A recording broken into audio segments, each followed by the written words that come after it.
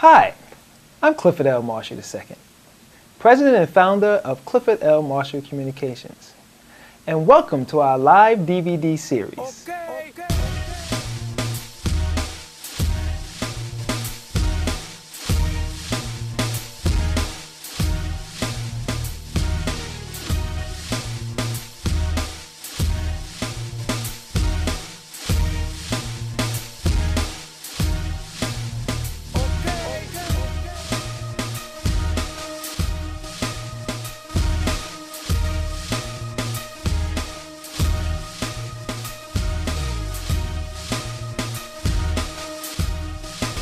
So sit back, stay focused, and enjoy Customer Relations Live from Clifford L Marshall Communications. All right, understand this, folks.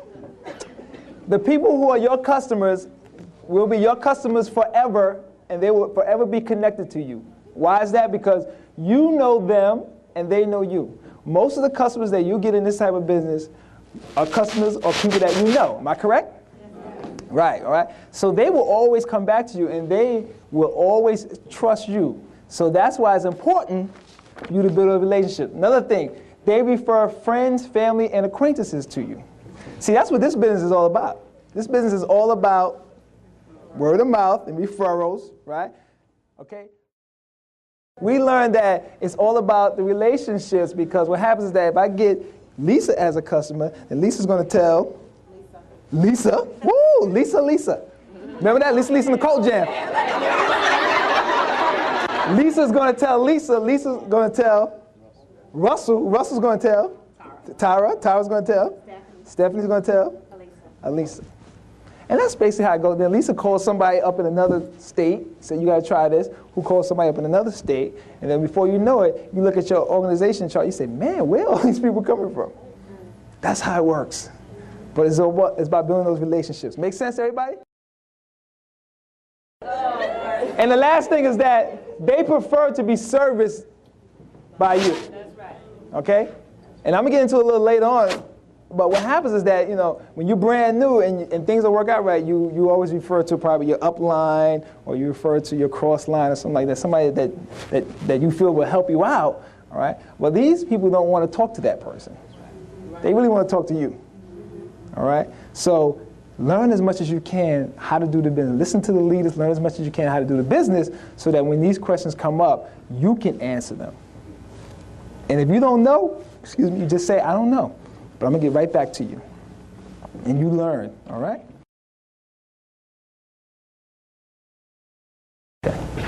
Okay, psychology of appearance. Now, appearance is very, very important to a person like me. And it's very, very important in this business, all right? It's very, very important that if you have a place where you're doing your briefings, you're bringing down your guests, place has to look nice. You have to look nice. You have to look the part. It's important for you to think, to think successful, look successful, act successful, and be successful. All right? So appearance is very, very important.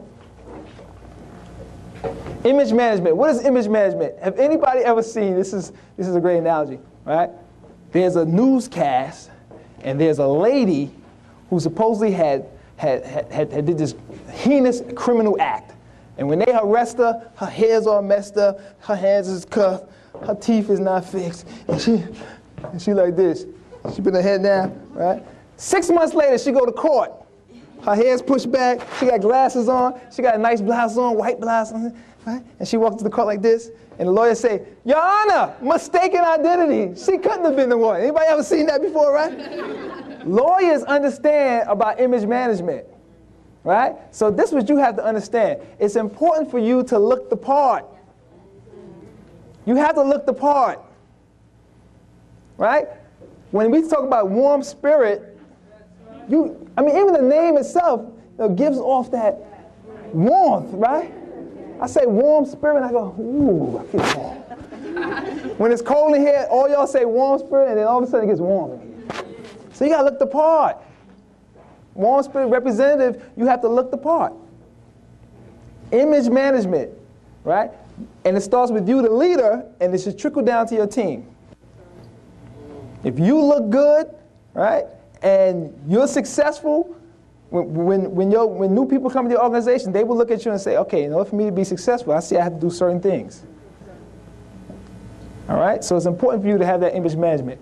Does team project the correct image? If you have a team and they're not projecting the correct image, if you go to a place and the place is not looking nice and no one is helping out and there's garbage on the floor, or paper on the floor, and no one's picking it up and stuff like that, all right? You're not projecting the correct image.